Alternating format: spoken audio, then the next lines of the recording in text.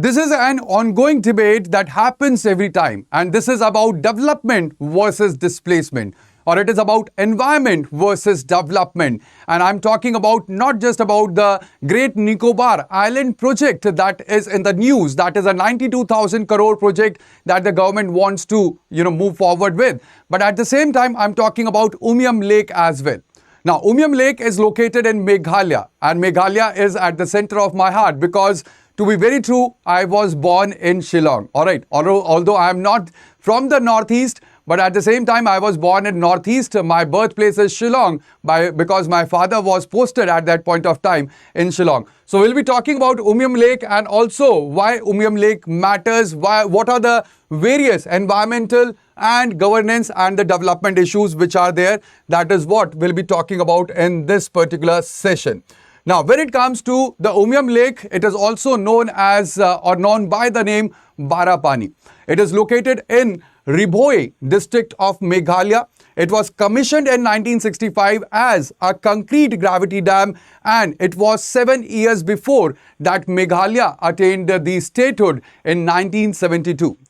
The Umiam Umturu hydroelectric project is the first reservoir-based power project or power venture that have started in northeast of India, and over here the Umiam Lake gets its water, or the primary river source over here is the Umiam River that has been formed because of the confluence of two rivers, Umkraha and Umshirpi.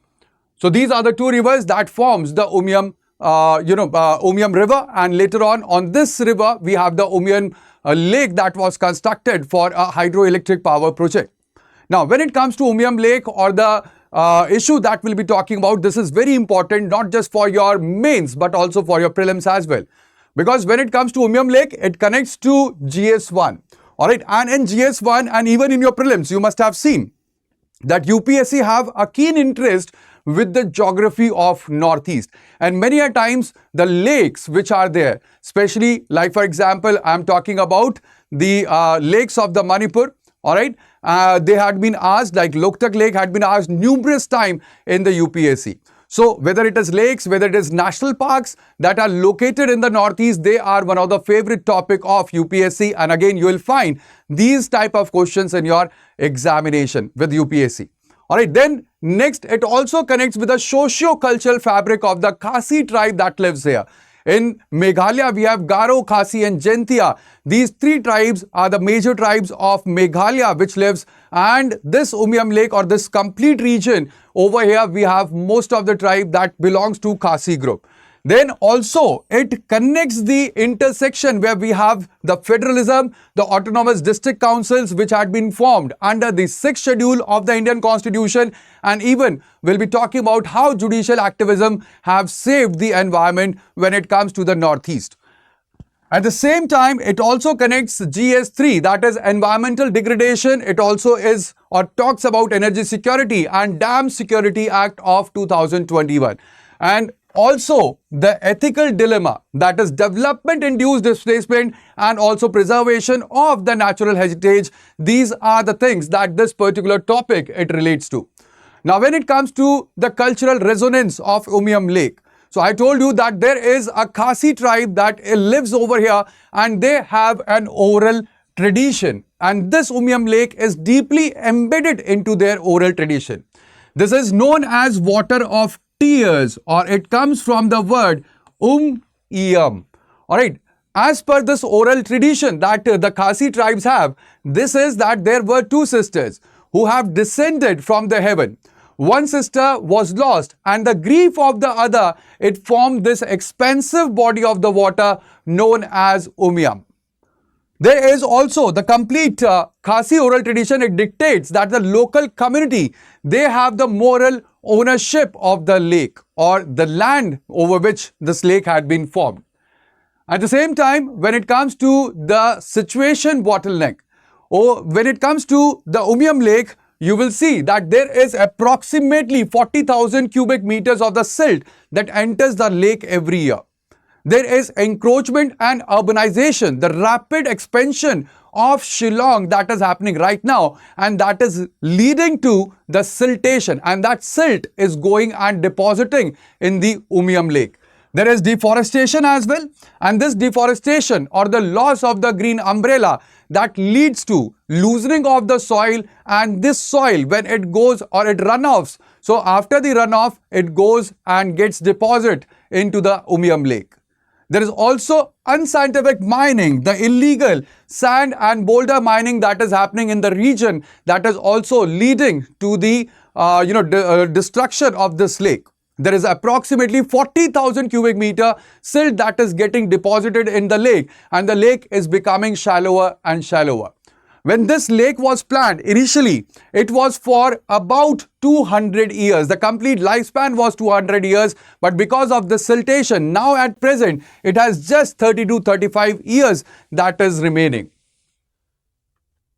When it comes to the water quality and the urban affluence as well, so you will see that we have two of the rivers that merges or confluence of them that forms the Umiam River. We have Umkra as well as we have Umshirpi.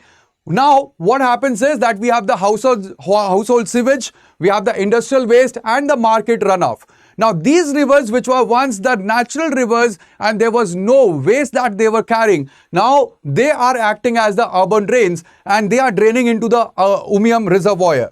Now, this Umiam Reservoir, as per CPCB or Central Pollution Control Board, it says that it has been contaminated and now it is unfit for the domestic use without conventional primary treatment that has to happen for this water that is there.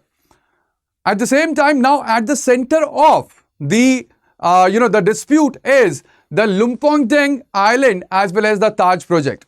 Now, what has happened here is that Taj Umiam Resort and Spa project had been started by the government, which would be a public-private partnership between the Meghalaya government and the Indian Hotels Company Limited. That is a part of the Tata Group. Over here, this is the part of the Meghalaya's Vision 2032, so that Meghalaya can become a premier, true value or high value ecotourism destination. In this, there would be Orchid Lake Resort, where there will be redevelopment of the existing 30-acre of the government-owned resort, which is on the shore. And this development or redevelopment, it will be in the form of a 5-star facility that will be built on the shore of the lake.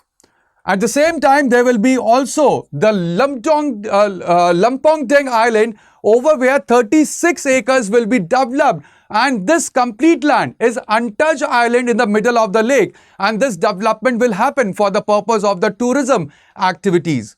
Here, state government says that it will create the complete project, it will create thousands of jobs in the sector, it will improve the state visibility as a global destination and even ensure a steady revenue stream for the ecological monitoring that will be there. Here, the main important thing or the main major contention that is there is about the consent to establish. What has happened is the Green Tech Foundation or GTF has launched a vigorous campaign and the protest against the development of Lumpong Deng Island. Over here, they have started an indefinite hunger strike as well in the region. And that is to stop any kind of activity that will happen on this island. The core is, like I said, it is the consent to establish document that have been issued by the Meghalaya State Pollution Control Board. The RTI replies they have showed that the consent to establish, it permits that there will be construction of luxury villas, cafes and restaurants which will be there on the island. And this will total a built-up area of complete 36 acres. But at the same time, here Chief Minister Conrad Sangma, he has categorically stated that there will be no permanent construction that will happen. Alright, the construction will be only for the temporary permits or the temporary arrangements will be there. The concession agreement that will be there, it will or it explicitly prohibits that there will be any kind of permanent structures that will be built on this island. At the same time, when it comes to Meghalaya, there had been judicial intervention when it comes to preservation of the environment. The first initial stance was where the High Court originally suggested that there should be a 500 meter of no construction buffer zone that should be from the high flood level to maintain the aesthetics and the ecological integrity of the region. At the same time, in 2023 May, the final directive was there, and after a proper consultation with 15-member expert committee, the court had mandated that no construction whatsoever should be allowed within 50 meters of the high water mark of any water body that is in the state without the express permission of the High Court.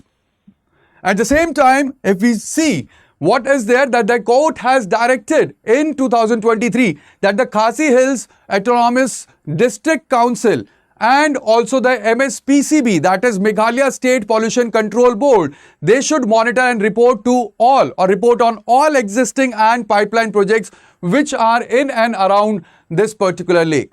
So what has happened so far? When it comes to the provisional consent to establish, so over here the Meghalaya State Pollution Control Board, it has issued a provisional consent to establish. This is the initial clearance. This is not the final clearance, not the final green light to build anything over the island. At the same time, there would be a detailed project report that will be constructed and that must be submitted by the Umiam Hotels Private Limited, and the construction can only begin after there is final examination that confirms that there is strict adherence to the zero permanent structure concession agreement that has been reached by the government and the Tata Group that is there.